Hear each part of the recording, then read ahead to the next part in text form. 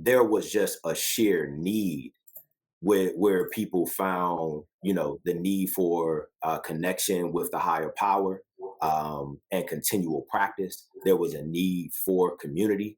And then within that became that quote unquote church, and all of those different facets became the storehouse where you came to get your needs as a community, because all of the community was there and they were speaking about how we could band together, how we could pool our resources, who we could help, so on and so forth, right? And I think that where we are right now, we have gotten away from a feeling of needing it, because we've supplemented that with technology. We've supplemented that with people gaining higher income. We've supplemented that with my mother's son, but you're my mother's son. Cause though your mother has sons, she got other sons. All your brothers call me brother, I'm the other one. And you showed up to be a brother, but I wanted one. What we all needed is more than just a podcast. It's a community of strong individuals connected on the basis of friendship, transparency, accountability, healing, and growth. Come join the conversation and share in the space that makes us all better. Our hope is that you find something that you need. Real friends. Real friends. Where would I be without my Hey son, who gon' ride for me like my day? Hey, welcome back to the What We All Needed podcast, everyone. It's your boy Colin _DCLA, the educator, the friend, the father, the husband, all the things. Who else we got here today? Yo, what's up, everybody? I'm Sean Nichols Sr., half man, half amazing. Truth teller, but never beyond approach or reproach. What up, good people? This your boy at the Noble One, aka Ali, the kingdom builder, the culture cultivator, the real estate investor. Especially in this season, y'all, we got to get to the bag, man. Don't forget, it is the season where they trying to take over, but we got to be good with our real estate investments. Yeah, boy, I'm here to talk about it all, man. Good to see y'all, man. I love y'all. I miss y'all. And I'm really excited about this episode, if y'all can't tell. Listen, good day, everyone. I'm Yusha Assad, a greatly intuitive leader, sent to help my people elevate their condition financially, physically, spiritually, across the board. I do that through teaching, speaking, coaching, training, and performing. And ultimately, man, my goal is to inspire and teach young people, creatives, and leaders alike how to develop that working and winning mindset so that you can have a life of, impact and purpose and intentionality. Cool. Dope. So my bag. Let's jump into this icebreaker, man. Again, we're gonna do this or that. We're gonna try to hit 9 different questions today for a circle of full completion. So the first one, do I need to go over the rules? I think I need to go over the rules with y'all. So we're gonna do A or B. The first one that I say, Yusha, is the A. The second will be the B. We will not play in the middle. We're doing black or white, A or B. I'm going to count down 3, 2, 1. Provide your answer. If we feel like we need to break anything down, feel free to. So the first one is... we got permission today. Would you rather bedside Baptist or in-person experience? Bedside Baptist, quote unquote, or in-person experience? 3, 2, 1. Cool. Okay. Unanimous. So it looks as if we all desire that community, man. That's dope. Wish I had more time for it. Second one, NKJV Bible or the New King James Version Bible or modernized translations? So again, the NKJV, New King James Version Bible or modernized translations? 3, 2, 1. So we choosing between they, thou, theists, thoueth. Okay, so we have a split decision. We have Yusha and Ali who prefer the traditional New King James Version versus myself and Colin who prefer the modernized. I'm curious. I want to ask the question of why you guys prefer the NKJV. I'll go first. I think sometimes things get distorted over time, and I like to get as close to origination as possible. So yeah, that's really much why. Dope. What about you, Yush? Mine is really just connected to rhythm. It actually took me a long time as a kid to understand the rhythm of the King James Version and how to read it in flow. And now that I have that rhythm and that flow, I stick with that. Really, it's all I know too. I've never owned a more contemporary version of the Bible, so I do have that flow. But to be honest, I prefer the Ethiopic version of the Bible and the American translation of the Ethiopic version. Okay. I gotta get into that one day.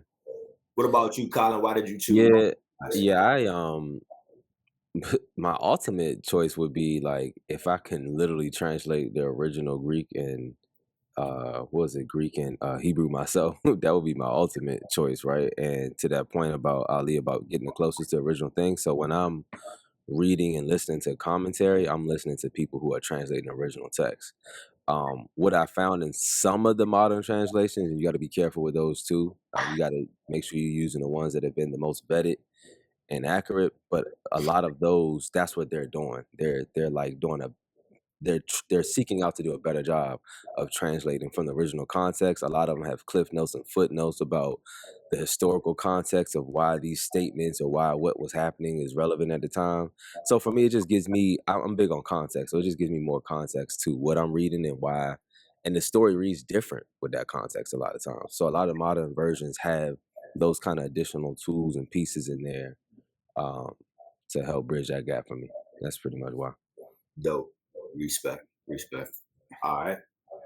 Next question. Traditional prayer or meditation? Traditional prayer or meditation? 3, 2, 1. Ooh. I was pretty surprised. It seems as if we have all decided to go through with or to decide on traditional prayer. I was personally surprised that my brother Ali did not choose meditation, only because I know that is something that is regular for you. Yeah, nah. When I was originally conflicted, but when I heard God, to be honest with you, because it was from the context of when I'm seeking God versus when I'm seeking a sort of answer, direction, or clarity, slightly different for me. So I prefer when I'm doing that to be more of a traditional posture, and I get a lot more out of when I'm worshiping and praising and exalting His name when I do it. So that's why I chose it. Okay, listen to you, boy. Come on. Listen to how you got your wife. See? Hey Sean, when you said traditional prayer, what did you mean by that? Yeah, so I really kind of did not want to go into detail because I was curious to see, what popped in all of our minds. When I think of traditional prayer, I think of being in full submission, which typically is on your knees or on the floor, like on the ground. When I think of traditional prayer. Yeah, see, I chose my answer based off so when I meditate, and this might align with what you said, Ali, I'm more like in a listening posture, looking for clarity. When I'm praying, I'm more in like conversation. And so my mind for traditional prayer went to like me and God just talking. And I like to do that all day, every day. Although I do like to meditate as well, but that's different season. Which is why I kind of feel like you usually. I was kind of like, both, but I mean, true. Both, well, all the religions, in a sense, really ask you to do both, right? One, I believe that prayer is worship, right? God don't need prayer; it ain't for Him; it's really for us. And so, prayer is, I think, through prayer we worship, and we also get ourselves in tune with whatever it is. So, prayer is like an affirmative thing that we do, where we thank and praise God, and then speak our needs and put our requests in and just kind of tune ourselves. But our meditation part of the prayer, right? Even the scriptures ask that, like after you pray, like listen to God. So that is meditation, sitting still, finding a place to calm yourself where you can hear your internal, because God is really inside of us too. So that making that space for that is part of prayer for me. Okay. Next one. Malcolm X or Martin Luther King Jr.? Malcolm X or Martin Luther King Jr.? Sheesh. 3, 2, 1.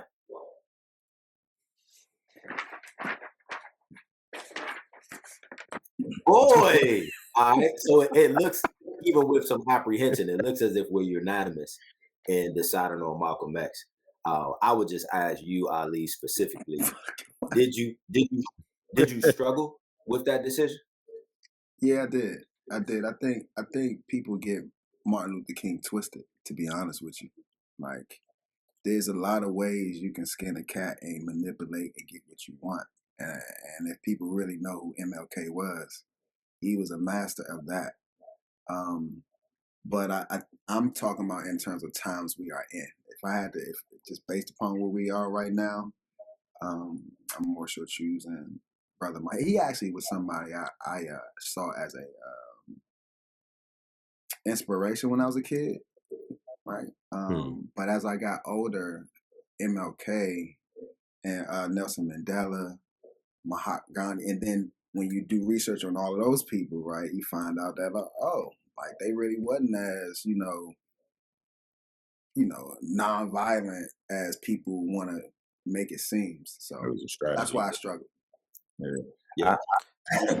I didn't hate the question, but I kind of dislike the question because it lends into the age-old separatism between Black leaders, right? So Malcolm X, Martin Luther, Booker T. Washington, and W.E.B. Du Bois, Marcus Garvey at the time. And who was Marcus Garvey? I forget. I'm having a brain fart, but it was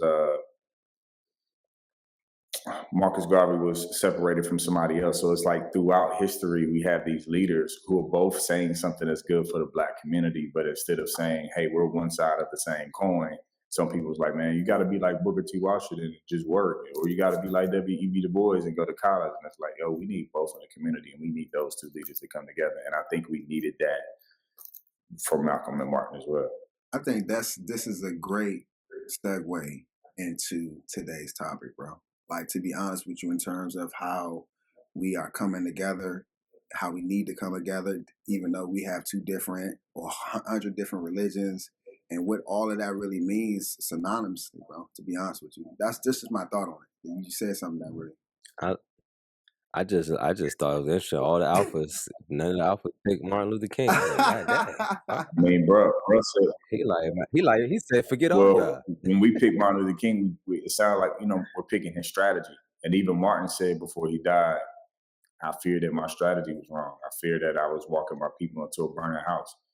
We got to lean into Malcolm's strategy, which isn't necessarily Malcolm's ending strategy wasn't separatism, but his ending strategy was we still need to figure out how to do for self.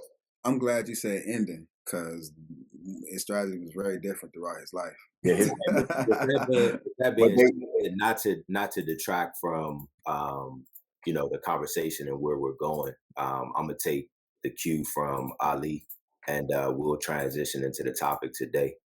For sure.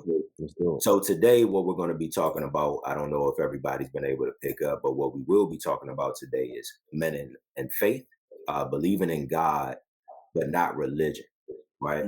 And so in talking about that, what I would like to do is I would like to set a premise of understanding to set the tone for the conversation. And so I'm going to do that by providing some definitions. Typical to any other time that I provided definitions, just for everybody's understanding, what I do is I simply Google the definition. And so what pops up is what pops up, and what we then discuss, that sets the premise. The reason why I do that is because for anybody out there listening within our community, that's probably what you're going to do. If you want to know something, you're going to probably Google it, and then you're going to go from there. And so with that being said, I'll give you the definitions of faith, religion, spirituality, and church.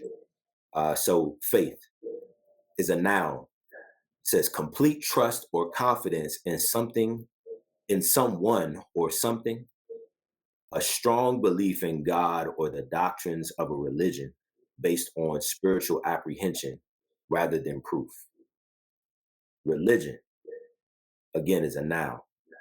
The belief in and worship of a superhuman power or powers, especially a god or gods, a particular system of faith and worship, a pursuit or interest to which someone ascribes supreme importance.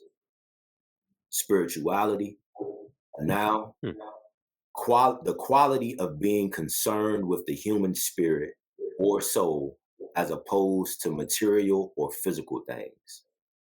And last but not least, church, which also is a noun, a building for public and especially Christian worship, the clergy or officialdom of a religious body, a body or organization of religious believers. So with that being said, we can go ahead and start the conversation. And to start it off, I guess I would ask, where do each of us stand on the spectrum of religious or spiritual? So let me ask my brother Colin, where do you stand on the spectrum of religious or spiritual? All right. So when you read these definitions, there was parts that I aligned with and parts that I didn't. So I can only go from my lens. So my religion, the part I connect with for the religion definition was where you said a particular system of faith and worship. So I'm focused on the system. Religion to me is a system. And spirituality, I agree with that definition, just being concerned with the human spirit or soul. I think that I'm more religious. I think I'm more religious just because I think about who I am, and I thrive in systems. Like I'm very logical. I need stuff to make sense and line up, and I need to be a system for that repetition and that consistency. But I think I'm also spiritual. So I mean, I don't know if there's a spectrum and they're on opposite sides, which I don't think they have to be. But I think in the masses, like a lot of times people feel like you got to be one or the other. I'm probably like maybe 65% more leaning towards to 70% more leaning towards the religious side on that than the spiritual side, I would say. Okay. Who you passing it to, bro? Yeah. That was tough though. All right, whoever got their thoughts and want to jump in, we just let the conversation breathe at this point. Yeah, nah, man. A couple of things, Joe. I'm really surprised, and I'm not going to say I don't agree. I'm surprised that faith is a noun. Very interesting that when I heard you say that was a noun, I was thrown off, to be honest with you. So I'm gonna just put a pin in that. But I'm definitely religious, but and the reason why I say that is because I do definitely believe in a superhuman power. Actually, I don't even know if it's superhuman, right? It's a godly power, right? That I do believe in, and that just comes from the context of believing in like history and data, and it has to be true, right? And just if you know your history, if you pay attention to different religions, then you understand that there has to have been a super godly power that existed. And so I get anchored by that. And then in terms of spectrum, right, I definitely have a lot of spirituality practices in me because as a Black person, my soul is, and my spirit is a number one, right, in this society. And so if you're asking me where I am on the spectrum, it's definitely more religious, but the subset of that is definitely high power spirituality. Respect. Okay. Yeah. Okay. Yeah. I definitely align with Colin on this, right? So in terms of the four definitions you gave, which is faith, religion, spirituality, and church, I align with all of them. But there are certain aspects of each point that I truly align with. Faith being, one that is true confidence or trust in God, right? And for me, a little differently, that's not really based off spiritual apprehension. Spiritual apprehension, for those who are trying to figure out what that means, can also just be like a spiritual uncertainty, right? Like you don't have you have this faith without evidence. But I'm more of a person who my faith is based off evidence, and what I can see and what I've experienced and what I know. And then religion part, I always tell people anyway, religion is anything you do habitually. It is a system. So everybody has religion, right? Whether your religion is, smoking cigarettes consistently, or going to the gym religiously, or drinking, whatever you do habitually every day, consistently, religiously, with ritual and a system is, a religion for you. And so, be mindful of that. And spirituality, of course, is, self-explanatory. The part that I like about the church definition is the religious body, or religious as a body or organization of religious believers. And so to some extent, I feel like we have church, right? When we come together, or one or two are gathered in his name, truly he will be in the midst. We have church. When we work with other brothers in community spaces, we have church. But I also definitely believe in being able to go to a place where believers are there to have a specific goal of worshiping God. I believe in that too. Okay. For me, I'm gonna say I am as equally spiritual as I am religious, and it's not like a 50-50. It's a 100-100. The reason why I say that is because I am a spirit. We all are spirits, right? And so in understanding that, in addition to actually having a care and a concern for the human spirit, there's no way that I can't discount the importance of me being a spirit and understanding that we all are spirits. But the religion part is the actual vehicle that I utilize to exercise my spirit. Within the definition of religion, it talks about a particular system of faith and worship. And so I subscribe to religion. I'm a Christian. That is the way that I exercise my spirit. Hey, let me ask you a question, because I do feel like you are and we question a lot of stuff, and it's because we're truth seekers and thinkers. I want to put y'all in the mind frame of this. Let's say y'all was there at the beginning, and you didn't necessarily have a religion to choose from or a practice to choose from, and someone told you, just like Moses came in and told it, you would have believed the word, or you would have been questioning what to do? I think human nature, and that's all you see through stories of scripture. You're gonna question. Yeah, I mean, but there were and some that's what people did. that some people that were just like, okay, and then there were some people that really, like your point, like questioning. Like, honestly, do y'all think in that I haven't space?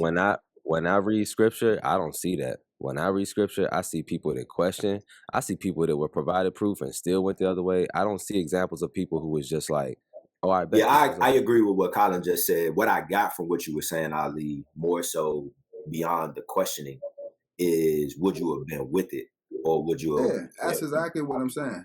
Yeah, but to Colin's point, the followers were questioning, right?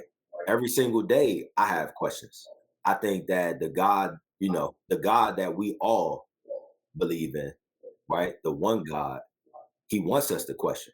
That's the way that we work through. Yeah, I'm saying though, right?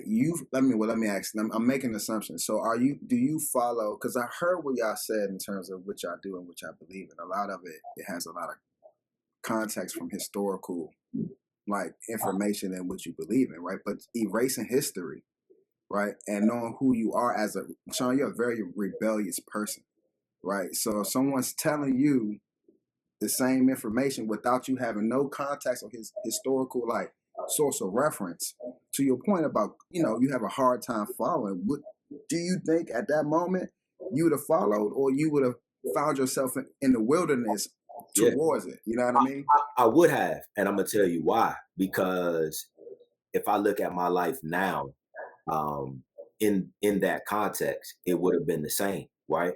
You already said I have a rebellious nature. However, me being where I am now came through my experiential life where God showed me that he was real. I've been in 8 car accidents. So that could have been in 8 chariot accidents. I done been stabbed, right? I done had guns pulled out me, out on me. So that could have been swords on my neck or arrows pointed at me. You know what I mean? So like because of my rebellious nature, I continued to scrape my knee, and God continued to show me that he was real. So when somebody would have came to me and began to speak the word, I'd have been like, okay, I still kind of got some questions, and I still might be that dude from Sea Pleasant, Jerusalem, right? Sea Pleasant, Jerusalem. But I'm gonna rock with you for a little bit. We're gonna see what it's talking about. But it's going to take you, you will be the one it would take a while to pull. Like, it's some people, to your point, it'll be like, yeah, like, fuck, you know, nah, I'm sorry. My mother told me stop using that when we talk about it. I'm gonna go with you, right? I'm gonna go with you. But to your point, it might take a couple of times to be like, dog, I done told you 3 times to come this way. Like, you understand? Like, you're not the one that followed the group immediately. Like, but Ali, what I hear you talking about, Ali, is the difference between a person who says, I accept that, but I have to grow in that, versus a person like, I don't accept that at all, right? Yeah. I think that's what I hear Sean saying. Like, I would accept the word, but I would still have to grow as a person and understanding how to get there. Because for me, I know for sure I would. Now, I also want to harken on this word rebel, right? We call Sean a rebellious spirit. I love to tell people that people who truly follow what's natural, they do what's right, they do what, and when I say right, what's right for them, like they do what's natural, they respond to spirit, they listen to God, they are always going to be rebels in this world, right? So that's the world, that's the word that the world uses to make these people feel like they're doing something rebellious. But the more natural people in the world who follow the pattern of creation and who follow after God, to me, aren't rebellious at all. They're just returning to the natural. Now, for me, I love Abraham's stance on this in the Quran. Abraham basically says, man, the sun is such a powerful thing. I'm going to follow that. And then the sun sets, and he's like, nah, I'm not going to follow anything that sleeps. And then he says, I'm going to follow the moon because the moon came up. And he's like, I'm going to follow that. I'm going to worship that. And then the moon sets. And then Abraham says, I'm not going to worship anything that follows. And so he says, you know what? I'm going to turn my attention to whatever created the heavens and the earth. I'm going to worship that. And then he turned to his people who was worshiping idols and said, why are you worshiping these idols and they can't help you? And he was like, this is what our forefathers did. We're following the crowd, right? We're going to do what we were taught to do because that's what we were taught to do. And so what happens is they all leave the temple and Abraham destroys every idol but the biggest one. And then when they get back, they like, who destroyed these idols? Abraham points to the biggest idol and says, he destroyed the little gods. He beat them all up. And the people go, bro, you know that's possible. Them guys can't talk, move, or do anything. Abraham said, exactly. So why do you worship them? Yeah, I would align with that one. Like, I don't know what I would have believed, but I know I wouldn't have been sitting here worshiping those statues because my logical side would have just been like, that's dumb. Like, nah, that don't make sense. Put these mathematical calculations in the sky? Yeah, whatever that is. What about you, Ali? Where would you be at? Yeah, I asked because I probably would be the one that's in the wilderness first, right? Before I'm like along with the path. And I would definitely get there. It would take me, and it probably would be intentional because I just naturally feel like my path supposed to be different. And so I would just naturally take a different course, probably, for sure. And I don't think there's anything wrong with that. But I'm not saying it is. I'm just in me knowing you, I think that you naturally taking a different course will still lead you to a convergence where you'll meet up with everybody else, right? And more than likely, me and you will probably be somewhere close to each other, helping each other to get there. 1000%. Yeah, that's exactly how it happened. So let me focus on your church because I think it's going to drive some of where I want to go, right? So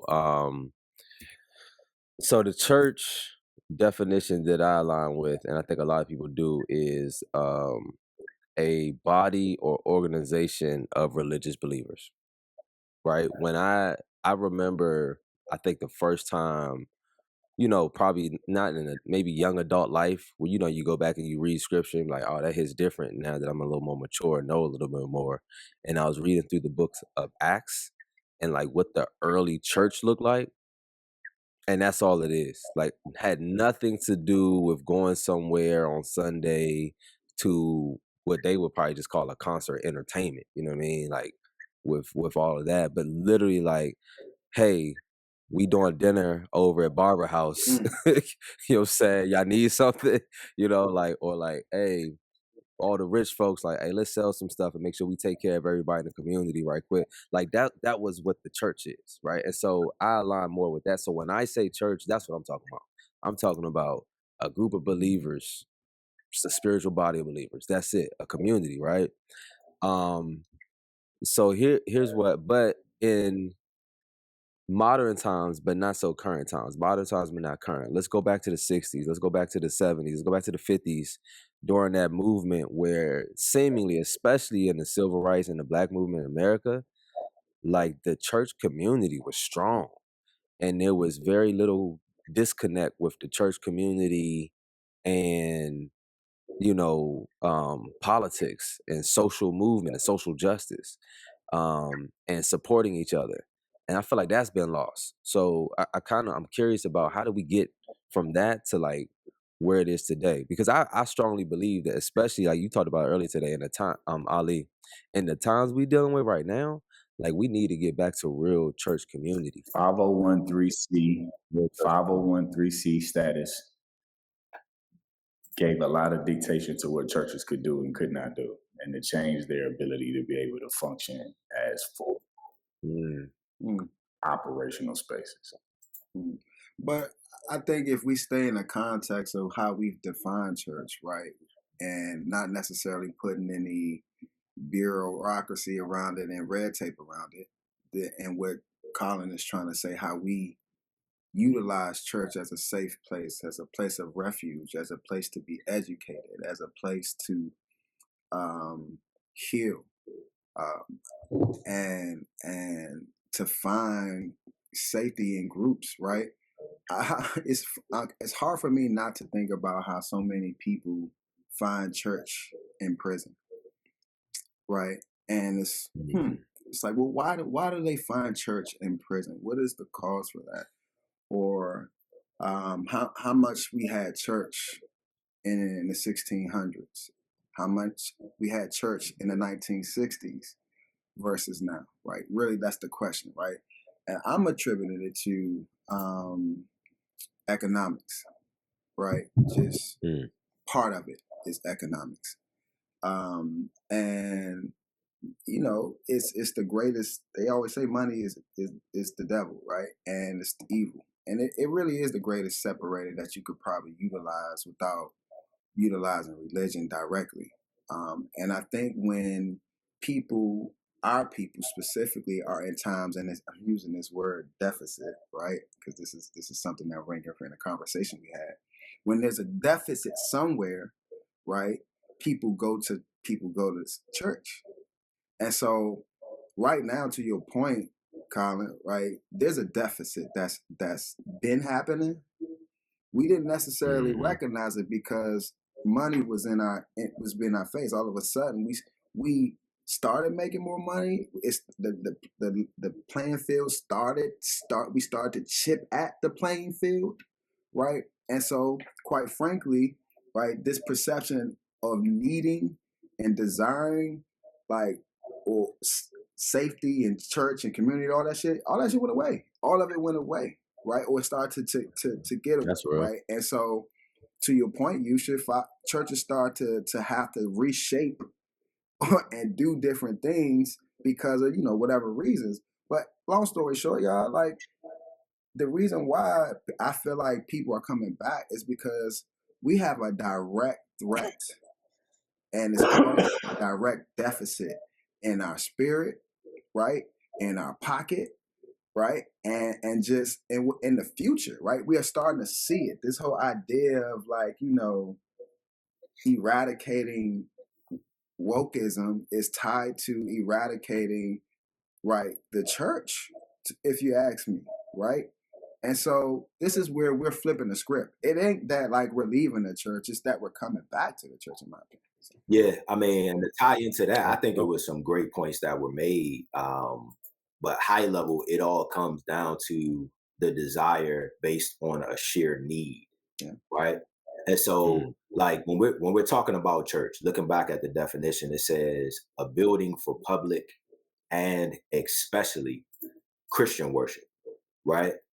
But that especially highlights Christianity. It does not solely say that it is only Christianity, right? Because when you the church for Christians, you have the mosque for Muslims, you have the temple or the synagogue for Judaism, right? And there was just a sheer need where people found, the need for connection with the higher power, and continual practice. There was a need for community, and then within that became that quote unquote church, and all of those different facets became the storehouse where you came to get your needs as a community, because all of the community was there, and they were speaking about how we could band together, how we could pool our resources, who we could help, so on and so forth, right? And I think that where we are right now, we have gotten away from a feeling of needing it, because we've supplemented that with technology. We've supplemented that with people gaining higher income. We've supplemented that with so many different things, right? And where we are right now, it seems as if we're in a good space, unfortunately, through some pain and through some struggle, where people are now starting to prayerfully migrate back, because you understand the sheer power in that, right? So I'll leave it right there. Yeah, oh, go ahead. Well, I was going to, it's probably going to go into what you're talking about, Yusha, but just a quote that me and Yusha having a conversation one day, just in the turmoil of the political tornado we're in right now. And, it's affecting all of our households personally right now. You know what I mean? But Yusha said, man, the glass half full moment he said was, man, I love this right now, especially for Black folks, because this when we come together and thrive in moments like this, so I'm just excited to see like what we gonna do with it, so he just kind of made me think about that in terms of like getting back to that spiritual community. But go ahead, Yusha. Yeah, thank you for bringing that point up. I went to the Natural Museum of African American History, and I saw this, and I knew we were going to have this episode, so I took this picture for y'all, right? There's a space in there where it talks about spiritual development for Black Americans, and there's a picture of Mother Bethel AME Church in Philadelphia. So it says, built in 1974, Mother Bethel African Methodist Episcopal Church was attended by free people of color throughout Philadelphia. This church served as a safe place for many vital activities in addition to worship, sharing local news, mutual support, studying and teaching, and political organizing.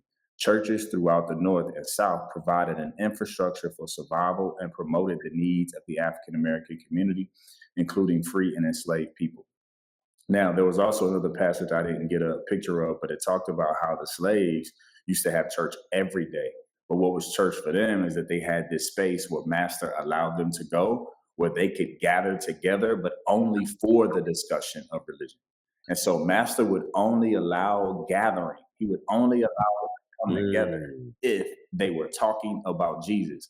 And so what they had to do was figure out how to use religious conversation, Jesus, songs, dance, they had to figure out how to use all of this as code for conversations about how to organize, help each other, and win.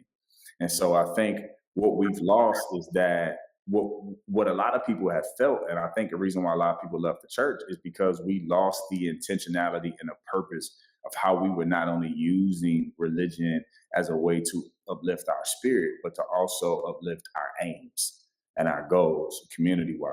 Now, I did do research. 501c3 organizations are prohibited from certain political action. And so once the churches started getting on this 501c3 status, the thing that they were prohibited from doing is pastors and church leaders cannot, including in sermons, newsletters, or social media, cannot explicitly support or denounce a candidate for public office. right? They can speak on political, social issues. They can conduct nonpartisan voter education and registration. They can lobby, but with limits. But they cannot openly and explicitly say we're rocking with this program. Now, there's some good in that, there's some bad in that, and everything. But I think what that does is it kind of put this thing on people, right? We're separating church and state, where it's like we just come here to uplift our spirits. Nah, this place was the place where we came to speak code and get in connection on how we were gonna move together. Yeah, I feel like also there's an element of work that's missing, and consistency and discipline from my community. I think when you are economically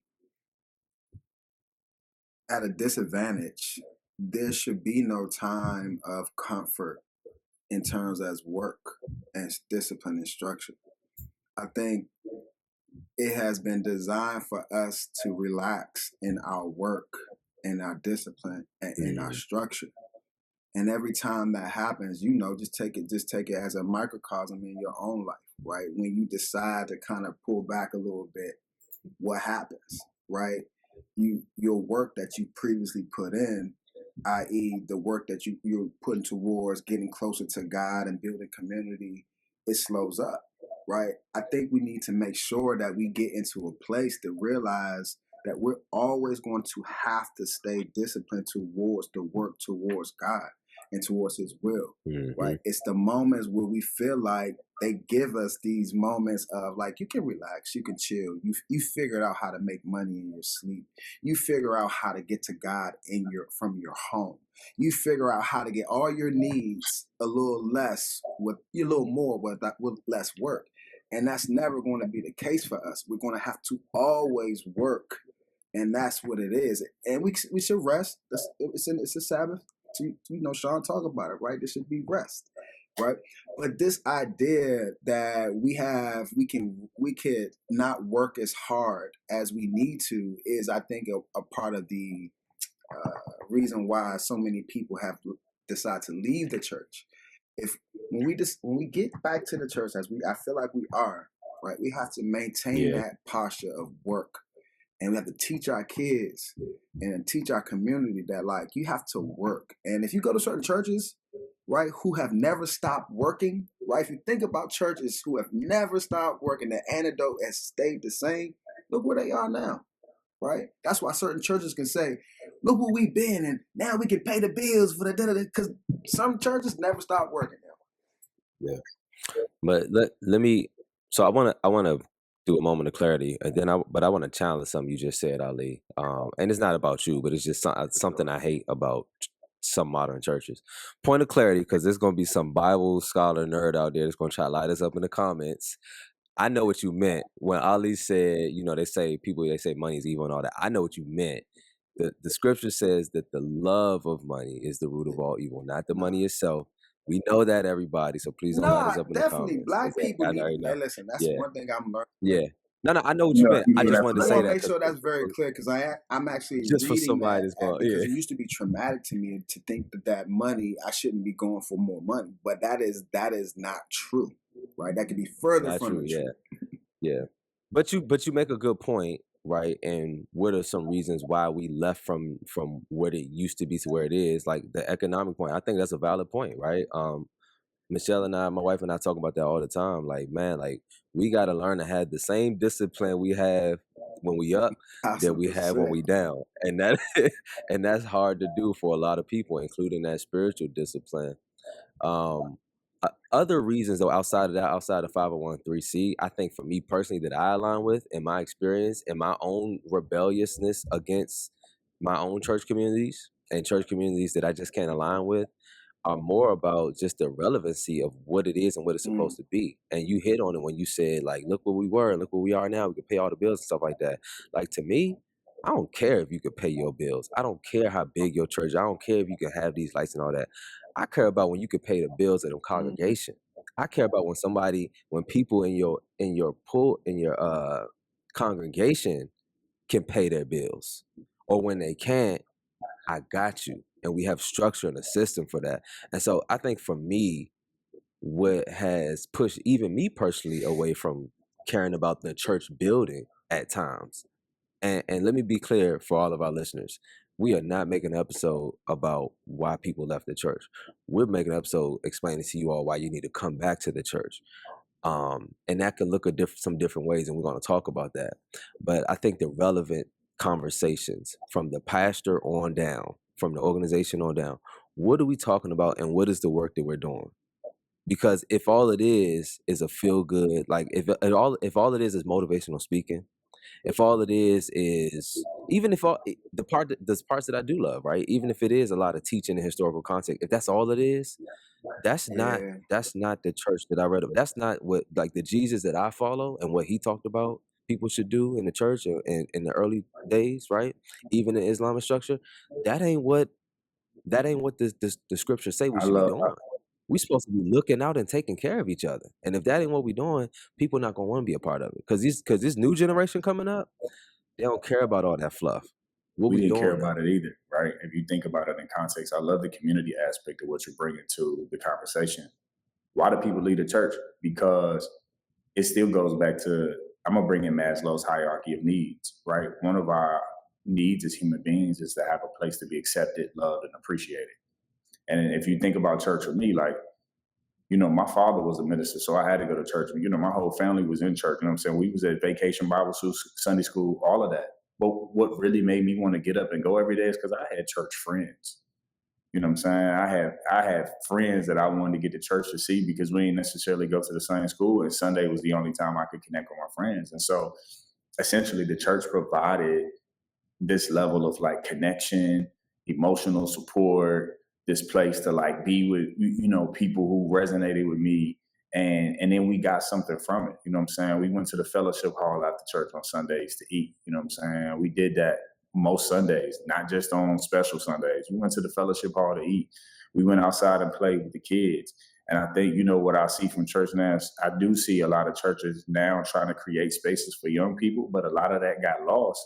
And if young people, if people, period, don't have a place where they can look at the people on the pew next to them and be like, that's my friend, then you lose that, you lose that sense of community. And so, I think the thing that's important to note though is like now we're the adults.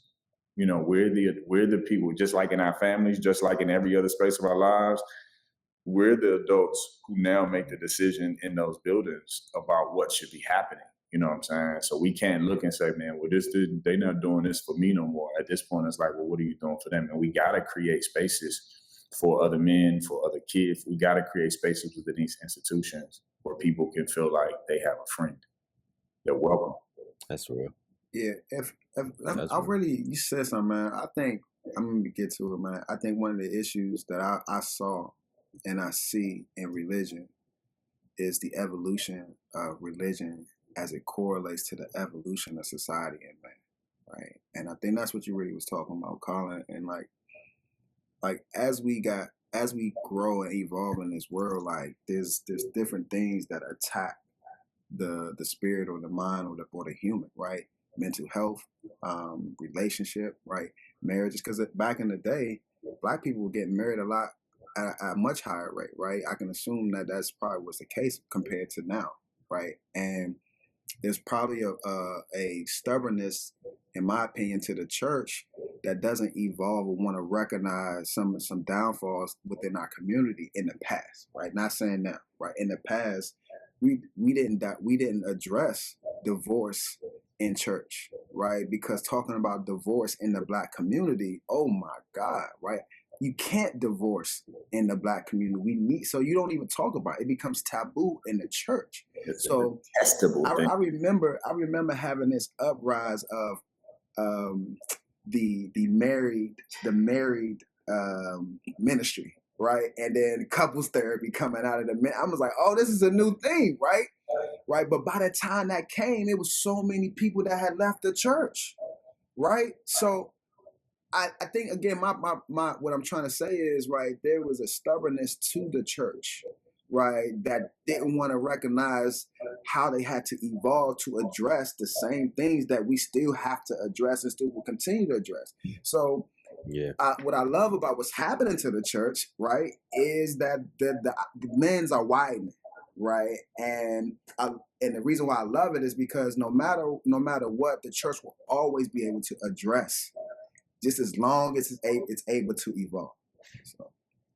Yeah, which I agree. I mean, I think that you spoke to that before when you were talking about like finding a church that has quote unquote thrived over time and being able to pay their bills, so on and so forth, right? That falls in the same bucket as what you were just saying. It is a church, like what I say, a church that is never that is a truth teller, but is never beyond approach or reproach, right? Mhm. And so your lens widens, and then you are more accepting and understanding of the reality around you and what people are going through and what people are experiencing and how people identify, so on and so forth. And you allow them into the walls of the church. You begin to be able to pour out that truth, and then they find acceptance in that, thus also finding community because you've opened your lens, right? So yeah, I agree. I got a homie right now, just last week sent me a YouTube link and said I would rather go here because they're not going to judge me for how I dress. In 2025, bro. Like, we have to get over, like, not we have to, I'm saying, but that's why people just had left, is because of these little things about, not being able to come as you are. I mean, I feel that, and I agree, but I think, and I feel like we have to have, much like God, we have to have a balanced system of what I call accountability and mercy, right? If you think about God in the First Testament, in the Old Testament, he was the God of wrath. You know what I'm saying? People get killed for pulling their semen out. You know what I'm saying? Like, he was a God of wrath. But the New Testament teaches that he's a God of mercy. He's instituted mercy for himself. Now, why is the mercy so powerful and potent and so important? Is because people know, he could destroy you, right? So without this idea of like he could destroy you, then the mercy wouldn't have no potency, right? And so you got to give wrath before you give mercy. Now, the way that's connected to the modern church is that there's a concept of like love and accountability in this case, right? Where the love is the mercy, but it's also accountability. We have to hold accountable. We have to hold people accountable to seeking the growth that allows them to level up, but in a way that doesn't make them feel judged. And that's a real thin line to kind of teeter on for folks, even in this community, right? If we consider ourselves to be a church, we hold each other accountable for how to function in space. Yeah. We listen and we don't judge, but we do sharpen. And so it's like, I hear you, bro. I love you. I'm not going to stop loving you, but you need to get that particular thing together. And we're willing to help you, but we can't watch you sit in that. And some people don't want to change. Like they like what you said, Ali. Some people got to go through the wilderness. Some people have to be the prodigal son because that's the path that God gave them, so that when they come back to the church, they can relate to other people who had to be the prodigal son. Some people leave because that's the path. Yeah, I think that's what's happening though. To your point, right? The church is getting, in my opinion, getting rid of those who are no longer noble enough to preach the word, and putting people in the place that can really speak to his people in this moment. Right, we've saw some heavy hitters leave the church. If you are a religious person, you pay attention to the church and what's happening in Christianity per se. I'm just talking about Christian. Some heavy hitters that got hit with some real issues, some serious things, right? And it's, at the end of the day, what you do in the dark comes to the light. And to your point, you should, there's wrath before there's mercy. And so I think where we are now, right, is a lot of church leaders who are reestablishing themselves in this new place, in this new world, in terms of how we have to have church, right? How we have to address, right, the common Black man. And I think that's happening, i.e., right, when you're having a men's conference now, right? When you're having, men's night out, or you having Monday, I get a text message from a brother I went to college with, in high school with, about, hey man, we have a Bible study on Monday. You trying to come? Right? And the thought of that right? In this space right now, to me, is truly evolutionary, right? It's truly different because years ago, right, I wouldn't have got a text from this particular person about Bible study. And so I think what's happening is we are being forced to reestablish ourselves as men in the church and what it means to be a real man in the church and how it means to cultivate your family, how it helps to cultivate your family and just in general, right? So, I wanna talk to y'all about in terms of what are some things that you feel like you feel like it's something that used to challenge your masculinity, right? But now you stand 10 toes down in it, you know what I'm saying, as it pertains to the church and going to the church. For me, I'll go one, right? I mean, it's never been a challenge for me. It stopped being a challenge for me because of things I went through in life, but in terms of just my emotions, right? Every time I go to church, I cry. Every single time I go to church, I cry, right? But I never leave there feeling demasculated. In fact, I feel more masculine than I ever did before I walked in there, right? I feel more empowered to do the masculine things that I need to do, right? So that's one of the things for me, right? What about y'all? Yeah, I know for sure, especially as it relates to tears. There were maybe 5, 6, maybe up to 7 years where I the only time I cried was when I thought about God. That was the only thing that like made sense. You know what I'm saying? Like I never had tears of like pain or sorrow or difficulty. I even got into a place where I was telling people, man, I don't have no fear. I don't have no emotions. But if you got into a conversation about God and we start talking about the goodness of God, that's a space I could allow myself to shed tears because those tears weren't necessarily tears of like weakness. Those tears were complete tears of like, man, without you. And plus, in my most difficult moments, in my most challenging moments, when it felt like I was abandoned by all human, and not abandoned in terms of love, but like people couldn't help. I was still able to make a way and was able to make a way through specifically seeing the signs of God or hearing the voice of God, making decisions, and that pulling me into a different place. And so when I've had that experience with God, bro, it's like, bro, you can have all these tears because you can, but now, right, from a masculine standpoint, I realize that I could only give those tears to God because I could do that and not lose my manhood. Yeah. But now it's like, nah, it's changed. It's changed because I realized that, your wife ain't God, but your wife can love you in that way. And so all that was telling me at the time, right, in reflection was I hadn't felt enough love from another space to felt like I could give tears of joy to it. And that's a, misconception for men. Yeah. Sean, Colin, yeah. I mean, I would say for me, I use the imagery as it pertains to emotions of like a crayon box, right? And so when I was younger, I only thought that I had maybe 3 or 4, maybe 5 different colors in my crayon box. When the reality is that we all were designed with a box of 64 different colors as it pertains to emotions, right? And so how that translated for me, and to answer your question, is whenever I would feel something that did not align with one of those 5 colors that I had in that box that I identified with, I would shun it and, push it down, right? Speaking about like the crying, I'm not a crier, but I have grown to a place where now I can cry when I feel it. And I also feel empowered to cry because I know that that is one of the 64 colors and not the original 5 that I thought that I once had, right?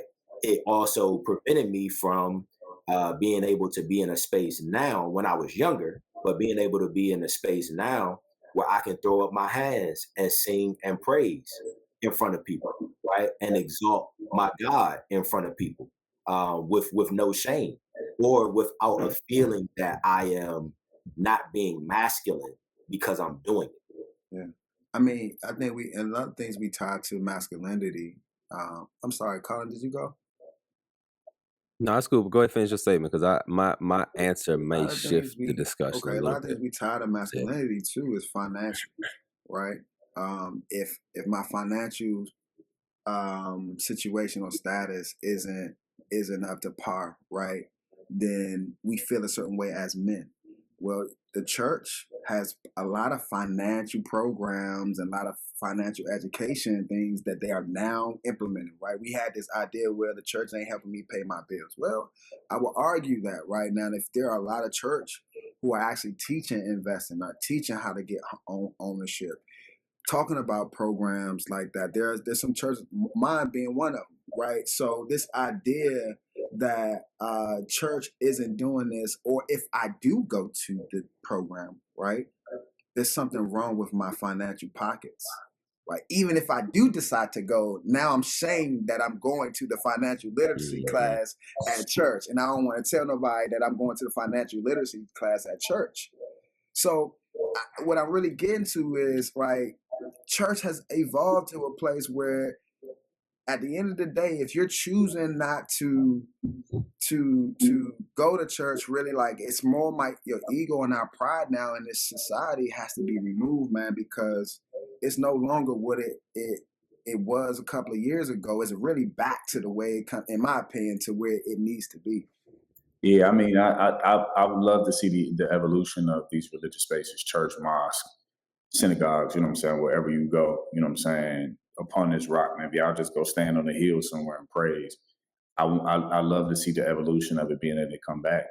But I mean, what you hit on was very important. Like, how do you maintain your masculinity as a man when we know for sure in the past that the church whispers? You see such and such. It was so much shame. Like there was no space for sinners. You know, somebody told me something, and I can't reference who it was, but I do want to say that I got it from somebody else. And it's not really a very huge thing. It's just an introspective change, right?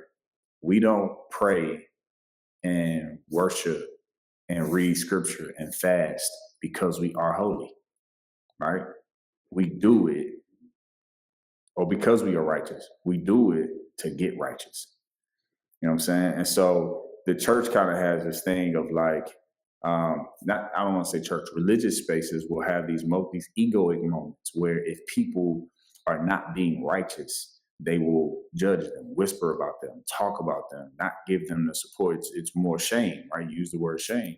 And it's like, we all kind of went through those prodigal son moments. So what shame can you offer, right? It's back to Jesus now. Those without seeing, cast the first stone. And so, why we should come back once again is because now we're evolving to this space where we are the men, we are the community leaders, we are the old folks in the church, right? With the kids.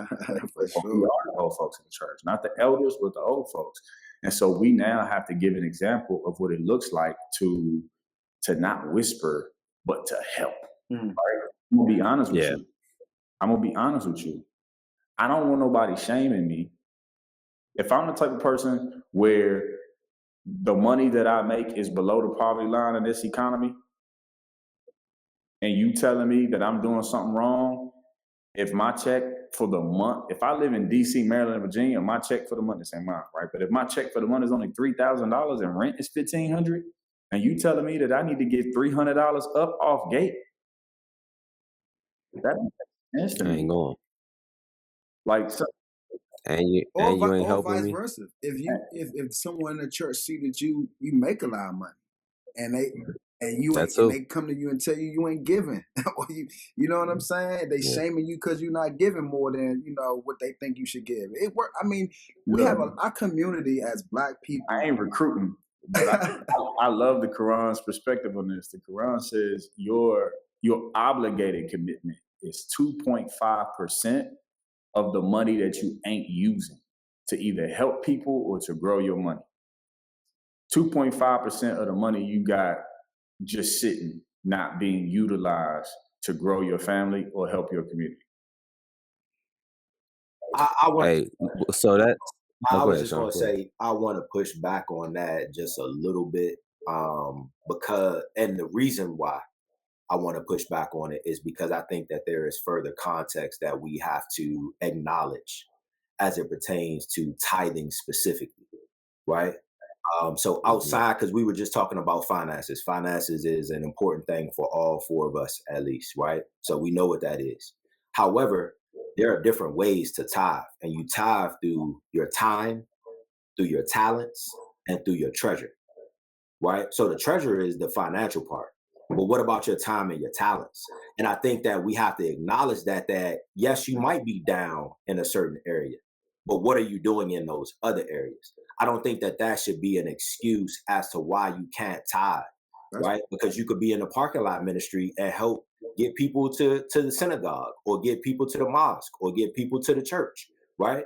You could realize that you were given a talent of speaking to people, or teaching people, or administration and project management, right? How are you utilizing that to better your church, to better your community? to your point. To your point, It- I wanna make sure that we are defining or trying to help, right, what that actually looks like, right? Because we have this, we're talking about church, but I don't, and we defined it as a building, right? But as we talk about church right now in this particular moment, and our community getting to a place of church, right? Are we only talking about showing up on Sunday to a building? Well, let me jump in because I ain't get to answer your question either, and I want to kind of tie some of this. Y'all are like affirming all of my thoughts right now at the same time. Everything you're saying. Um, you said I'm not recruiting, but and then Sean, you made a comment, and I'm like, man, shoot, why not? You should recruit. Like spiritual community should recruit. Like Sean, you should recruit too. Because I know what spiritual community you're a part of, Sean, and I personally think that your spiritual community is leading the way in the direction of us getting back to a strong spiritual community that we need to, where you're not judged and where we do have opportunities for you, right? I know in the same way I find value in a lot of your beliefs and the teachings of the Quran. You should. So like, why not? You should recruit. I think there's too much inside the four walls and not enough outside. I think there needs to be both, right? The goal of the work that we do outside the four walls should make people feel welcome to come back in the four walls as well. You know, we hear it cliche a lot, especially in the black church. Like the church should be a hospital. Church should feel like a hospital. So what are we doing to make sure that it Well, doesn't look? I remember when in my earlier 20s, early mid 20s, I had the opportunity to return to the home church I grew up in, to serve alongside my wife as youth ministers, you know, youth leaders running the youth ministry. And I remember there was a guy that came in that wanted to join. You know, we're trying to get volunteers, we're trying to get the numbers up so we could do more work. And the guy wanted to join and help out.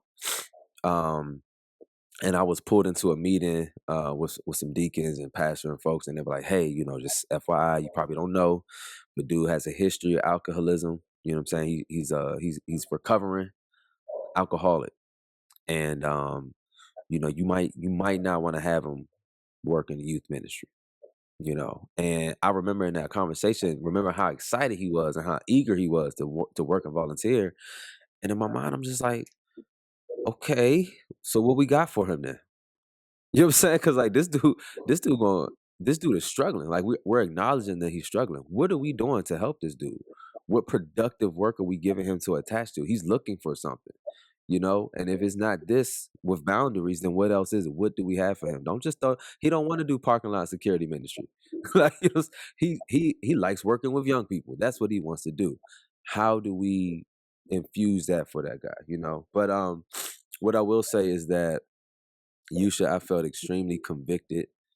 I felt extremely convicted when you said it's on us now. And then you affirmed it, Ali, when you brought up the masculinity side in terms of like, what does it look to be the spiritual leader of your household and your community? Um, you know, I think I do a decent job with that at home. But what I thought, my picture of what it meant to be the spiritual leader, especially of my household, and what I'm realizing it is now, as I'm working, especially with my kids, growing up and being a little more curious. It's by example. You know, it ain't about where I drive you to once a week. It ain't about what I make you watch and read and listen to. It's letting them see what my relationship looks like with God and with people in real time. And then when they're having those conversations, like discuss that with them. And that's what I'm seeing happening, and that's my push to our listeners, and why I think like, hey, y'all, come back to church, and come back to church community. And then to tie in with where you just left it off, Ali, um, the four walls on Sunday aren't for everybody. Just like college ain't for everybody. You know, it's not for everybody. And maybe for you, like you can get with it sometimes, but that ain't for you everywhere. Maybe your thing is, and a lot of church communities, spiritual communities are doing these small circles and stuff now. Maybe you just need to find a group like this that you get with once a week, couple times a month. Maybe you just need to join an organization that does some community service that's faith based, that you can connect to and learn from. But you want to do this work with some other brothers and some sisters, right? Like like I said, like this is a church community. What we all needed, you know, our sisters still standing. They on the morning live every day. It be church on there a lot of mornings, you know. So I do think expand and open your mind to like, hey, don't, because you don't fit in this traditional four wall on Sunday box, don't let that be you don't do nothing at all. Like find what your spiritual community is, and then step up, man. I'm talking to you, man, and then be a leader in that, right? Because when I hear like, yeah, invite me to Bible study, I want to hear, hey, invite me to this conversation we having about the current political storm we're in right now, and what we need to be doing to prepare for what's to come. Like, invite me to that, right? But now I'm feeling convicted to be like, nah, we just need to create that, or I need to do that.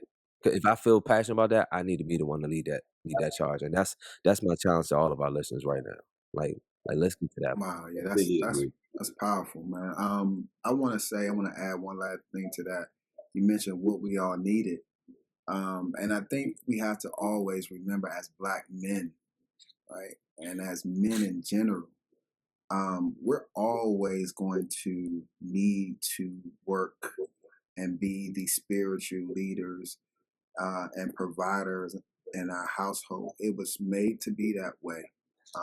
And I want to encourage us when we're asking ourselves, well, why do I need community? Why do I need church? If you don't, right? If you don't, your spirit, your household, your family, everything will be running in a cycle versus being elevated to a point and getting closer and closer to your goals and to God. So, and every time you're finding as to why I should be doing this or why am I doing this, I don't have to do that. You're wrong. It is what you need, right, in order to elevate your community. So, yo, I want to give something real quick, Ali, before we transition. Titus 2:2. And then Titus 2:6-8. It says, older men are to be sober-minded, dignified, self-controlled, sound in faith, in love, and in steadfastness. Likewise, urge the younger men to be self-controlled. Show yourself in all respects to be a model of good works, and in your teaching show integrity, dignity, and sound speech that cannot be condemned, so that an opponent may be put to shame, having nothing evil to say about us.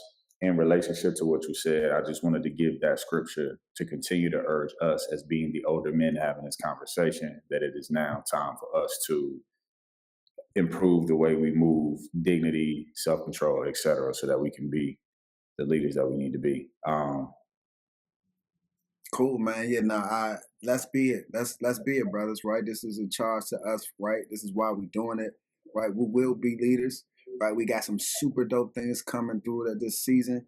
Next month, we'll be leading the charge in terms of bridging the gap between the man and the woman. So I'm really excited about the work that we got in front of us and the work that we're doing and what we all needed. Yo, Yush, working and winning, baby. Working and winning, y'all know what time it is. This is our Working and Winning segment, where we simply tell you that if you can see, hear, smell, taste, and feel, then your body works. And if your body works, then you have everything you need to win. What we do during this time is, well, not only do we communicate to you how we are working, but we also give you some food for thought, something that can help you win, right? That's our goal. And so that's how we're going to move today, right? What are you working on? And then what can you give to our community to help them win? I'm going to start with you, Ali. Yeah, man, the work ain't changed, man. It is, you deserve to be rich, still chopping at the wood, at the finances. I'm also chopping at the wood at a new career, man, and it's also reestablishing my business with AG, as I've been talking about, man. It's changed our strategy, and we are really, really hammering in on property management again, right? Before we were doing real estate sales, right? But now we're coming together with some group of investors, looking at some buildings that we might manage, right? And at some point have some equity in. That is definitely the work, just shifting our mindset into ownership as we talk about what type of environment we live in. And the win is that I got a couple of interviews and meetings with some people that supports the work that I'm doing. So, all right, man, I'm gonna pass it on to my man Sean. All right. So my work and my win is around health. Working.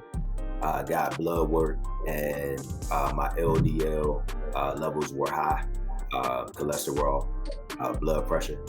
My A1C levels were high, so pre-diabetic. So I've been fighting for my life in a lot of ways, right? In good ways, to make sure that I'm still here. Don't let your job kill you. Don't let the stresses of this world kill you.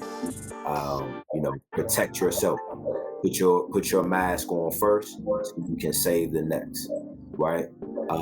My win as it pertains to health is utilize your HSA, right? Your health spending account, if your job or your career provides that.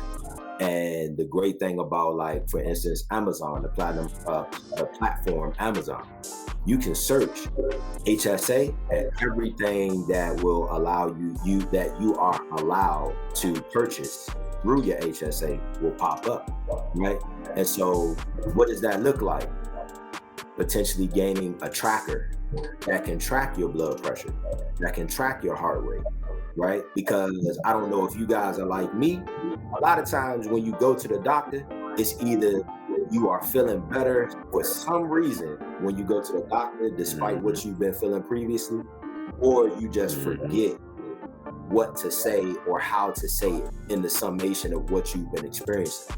So when you get that tracker, worst case, you don't need it, right?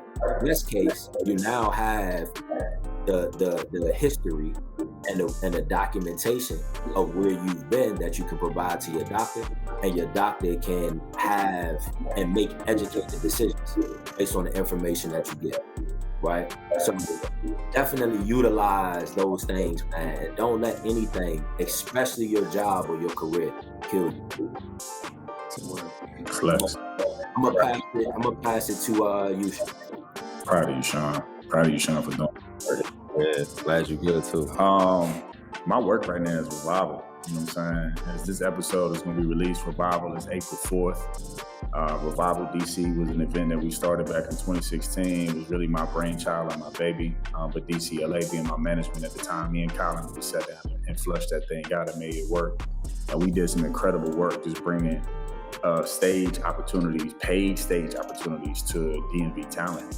And so pandemic shut that down, but we're thankful to be able to bring it back April 4th, looking to have y'all out there looking nice and clean. It's at 12 stories.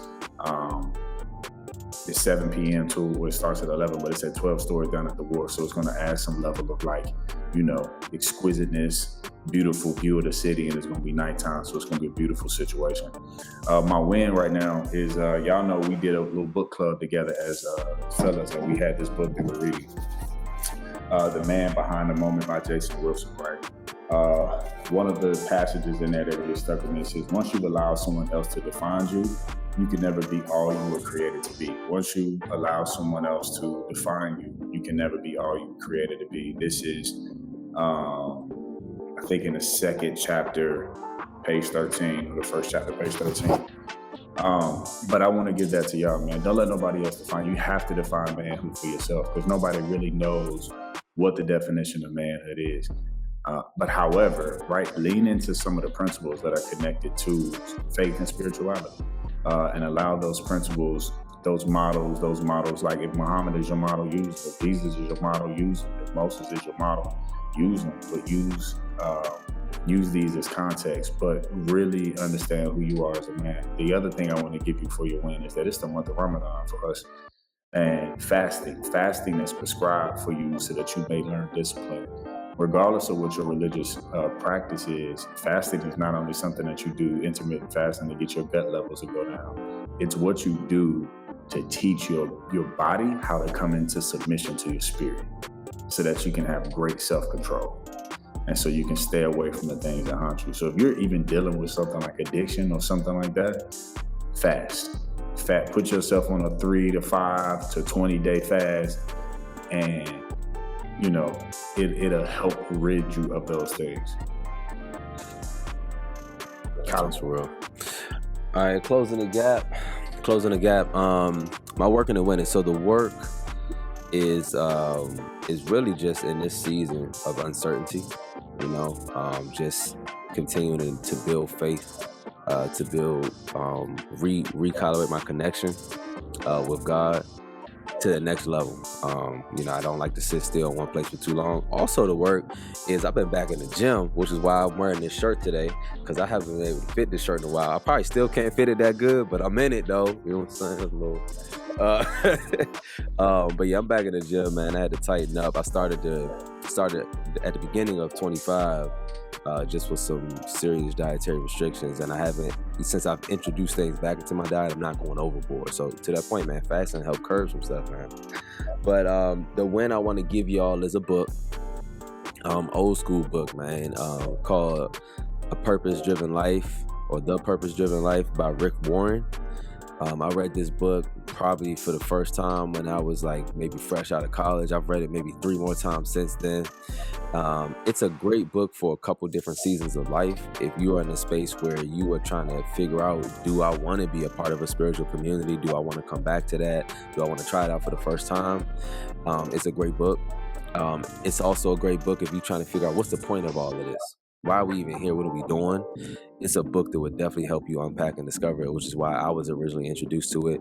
More recently, twice now in my time as an educator, right? And suicide is a major thing right now for these young people. Y'all pray for these young people, man. I've lost students to it, but I have students every day that are battling with suicide. And I've had 2 students recently in the past year that have had that struggle, and I provided this book to, one of which has come back and said, man, this book has saved my life. So, Purpose-Driven Life by Rick Warren, one of my favorite quotes out of it: we are products of our past, but we don't have to be prisoners of it. And it's activities in it. It's things that you do and journaling that goes along with it. So strongly, highly recommend that. That's it. That's my work in the winning. Yo.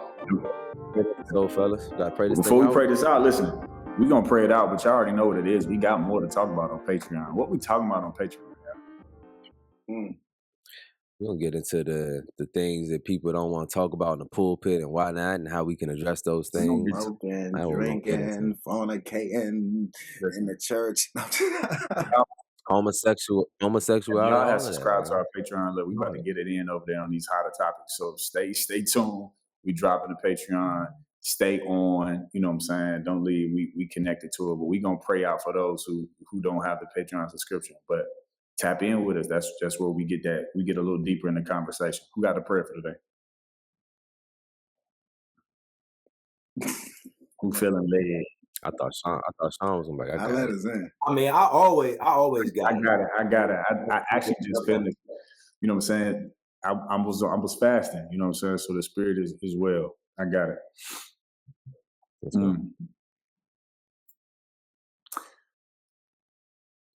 God, we thank you. We thank you for your love, for your grace, your guidance, your mercy.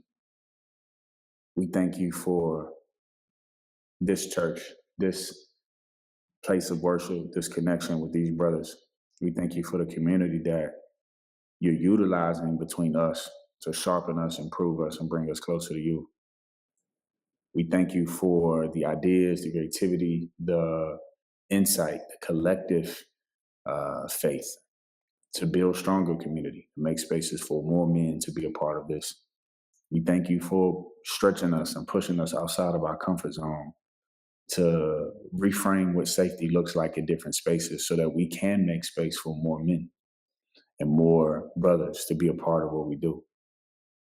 But we also thank you, God, for giving us the courage and the wisdom to do for ourselves in this way. Men need this. We know men need this because we're men and we needed it. And so if there's a brother or a sister who's connected to another man listening to our podcast or listening to our prayer, we pray that they would be inspired to either be a part of our community or see how they can be a part of our community or to create community of their own. Surely, God, whether it be a mosque or a synagogue or a church or whatever the religious place is, you put us in community to strengthen us, to give us backbone, so that even in our broken moments, there's those around us who can help us restore and protect what you restore in us. And so thank you for the protection that we get from this brotherhood. Surely this is what we all needed. Amen. Amen. We not in competition, boy, I know your strengths. I can star on your team, play support on your bench. I'ma rock with you forever, bro, that's what makes sense. You know, been tested, you showed up in the trench. Ain't no fake love between us, cause we don't get out an inch. Peace king for life, that's how we work and we win. Real friends. Real friends. Where would I be without my, Hey son, who gon' ride for me like my day one?